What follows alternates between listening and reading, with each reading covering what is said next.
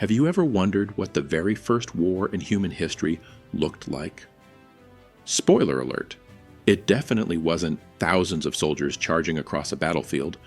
It was probably 30 very angry people arguing over a river, until somebody threw the first spear. Believe it or not, humans have been fighting each other for thousands of years.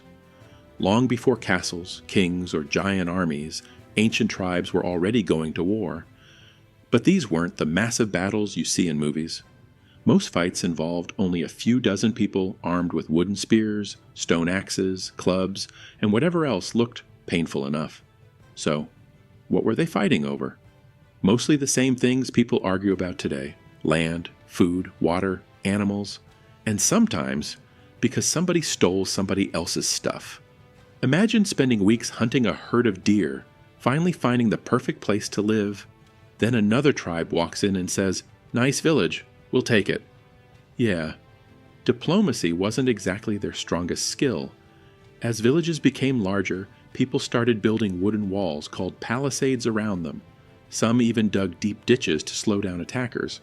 It wasn't exactly maximum security, but it definitely beat yelling, "Please don't attack us." When enemies appeared, everyone had a job.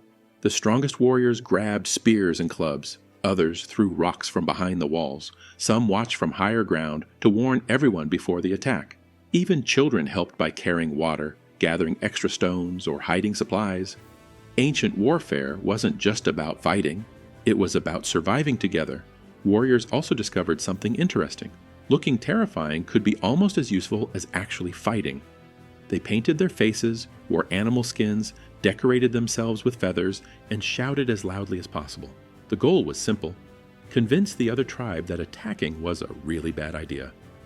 Think of it as the world's first psychological warfare, except with a lot more screaming.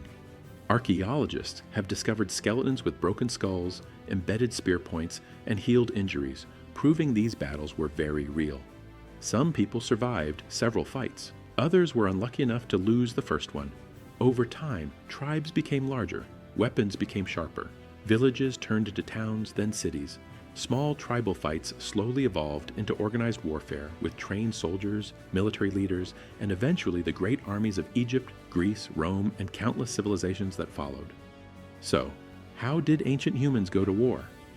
With simple weapons, clever defenses, a lot of courage, and probably at least one guy who confidently said, "Relax, I've got a plan," moments before everything went completely wrong.